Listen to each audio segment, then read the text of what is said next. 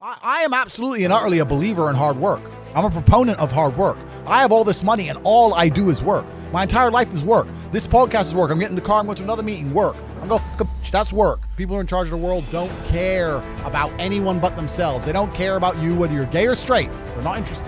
What they're interested in doing is controlling the minds of people and affecting the way people operate in a way which is beneficial to them.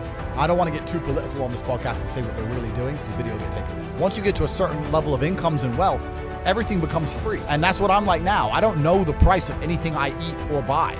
If it's not a house or a car, even most supercars, Chief. I don't even know. Oh, we'll talk about that. For every dollar you make, for every pound you take, you took it from someone else. You don't make money, you take money. You're not the Federal Reserve. You can't create money from thin air. Every single pound in your bank is money you took from someone else. It's going good, man. I'm breathing, which is a good start. You know, surviving on the breadline, you know, getting the bills paid. I'm doing all right. Especially in London where, you know, things are hot all the time. Yeah, like things are hot. Yeah, the world's kind of getting like that for me now. Ever since I conquered TikTok, I can't go anywhere. Yeah. Everywhere I go, it's just, people, hey, it's Top G. And some people love me, some people hate me. Yeah. You know, and in certain parts of the world, that's not a big deal. In other parts of the world, I'm a bit on edge. So. How long would you say you've been conquering TikTok for? Like, how long? Because it seems like you kind of spawned out of nowhere, almost. I put a plan together to conquer TikTok 4 months ago. Yeah. And I've now completed my conquest. Yeah. So bro, done. So I conquer TikTok faster than the nation states conquer countries, bro. four months, I put a plan together, boom, done. Now it's mine. I own it. Finished. Didn't spend a penny. Didn't spend a single penny on advertisements. I don't even have a TikTok account myself. Yeah. I just put a plan together. We made it happen, and it's done. So. I want to get to that plan later on, because from what I've thought, I haven't asked you directly. I'm not asking you on this podcast, but it seems like a genius strategy.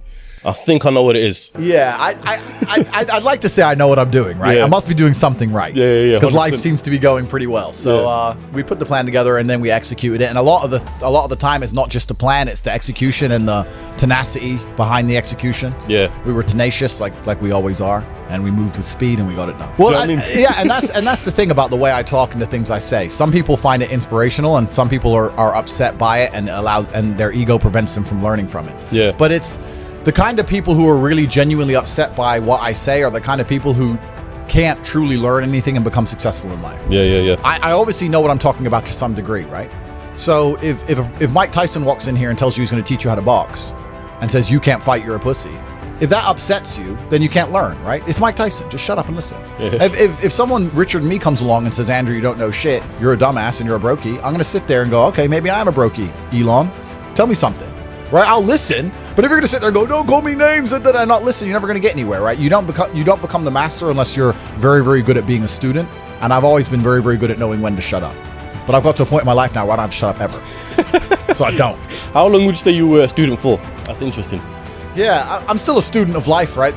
Nobody knows everything, and there's still a lot of people who I respect and will always respect, and always am quiet around and treat with absolute respect. But I've been learning for a very, very long time. I've always been very, very observant, trying to pay a lot of attention, and life really doesn't have to be that complicated. When you see somebody that has something you want, you just got to try and work out how they got it. Yeah. And that's the missing part. Most people see people with things they want, and they don't do the second half. They don't try and work out how they got that thing. Oh, my man has a Ferrari. Okay.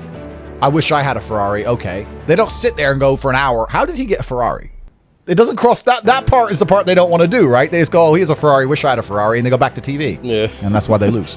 You know what? Here's where I want to start you, because I feel like this point here is probably the point of which your whole life revolves around, right? I want to say, in my opinion, and that's the Matrix. Yep. Yeah. I want you to kind of break that down and explain it, because obviously, I'm assuming you get the name from the film and the whole, you know, what the film's about. Yep. But if you have to relate that to your life and life in general, what exactly is the Matrix? When I talk about the Matrix, I'm talking about the systems which have been created by society, which are deliberately designed to enslave.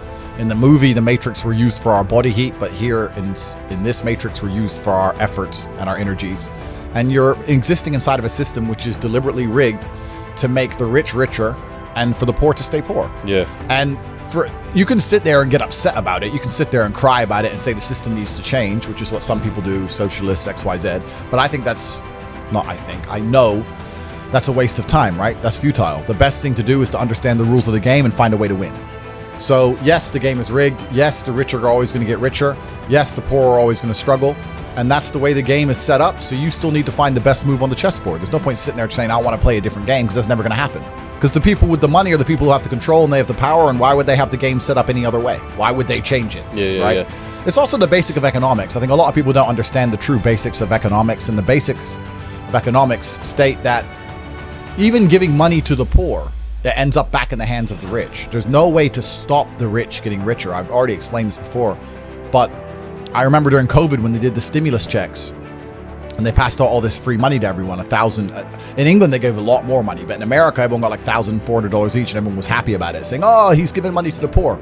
Yeah, but what do those poor people spend that money on? They either, well, Amazon stock tripled because they all went to Amazon. So Jeff Bezos got richer, right? But the fact is that there's less companies than there are people. All those $1,400 checks amongst all those people at the bottom ended up in the hands of a few companies. And the rich got richer, and you can't stop it. Doesn't matter if those people invested their money, doesn't matter if they bought stocks, doesn't matter if they bought crypto, doesn't matter if they bought a house, whatever. The people who have the assets and have the companies and have the control are always going to end up getting control of the currency, and they're always going to be richer. So that's kind of how it works. And it's getting worse and worse. It's have-nots and have-yachts. I think it's all about being an opportunist, right? Because there's a lot of crypto people here right now. And I remember it was on your video or something. Crypto was at a point where it was like £3,000. So what's that, about $5,000? I want to say something like that. I think more or less everyone here bought some. Yeah. But the whole general public thought it was going to. Yeah. And you know, the opportunity there, no one grabbed it. Yeah, and that's another thing about opportunities, right? Because you have to be positioned to take advantage of opportunities. Yeah. It's like in chess, they say good moves come from good positions. It's true. You can't find a good move from a terrible position, right? If you're sitting at home with no money, it's hard to invest in Bitcoin at $1. It doesn't matter what it goes to, right? You got to be in a good position to take advantage of things. So you've always got to be in a position where you have a good network, you have good information, you have some kind of liquid money, you have the ability to survive without that money, you can take a risk. Like, it's hard to set yourself up. I'm in a position now where I'm in the NBA. I'm an NBA player. I can never go broke again. So it doesn't matter, right? Once you're in the NBA, I can throw $1 million at something. It doesn't matter if it works or not. So for me, it doesn't make a difference. And that's why it's so much easier. They always say the first million is the hardest, and they're completely right. Once you get to a certain point, you can gamble to a degree, right? Well, doing my research and stuff, you haven't always been a multi-millionaire, I want to say probably near billionaire level or something like that. So when did you clock all of this? When did you find out this side of life? I always knew that the Matrix existed, and I always knew that the traditional systems and From what age did you know? Say again? From what age did you know? I always knew. Okay. I just knew. Even when I was going to school and they're sitting there going, "You're not going to get a good job if you don't get good grades," I was the one sitting there going, "You're a liar. Shut up." I just knew the teacher was lying. I knew school was bullshit. I knew college was bullshit. I knew university was a lie. I always knew it was a trick and a con. I didn't truly understand things to the level I understand them now. But I had an intrinsic understanding, and I think everybody does. If you're in a gas station and it's 3 a.m. and a Lambo pulls up and a guy gets out of it, you're thinking criminal, drug dealer, gangster. Yeah. You're not thinking, he has a uni degree. Because you're not going to think that. So when you see money, people don't even associate the money they see with university. But then they go, "I want to make money, so I go to university." It doesn't make sense.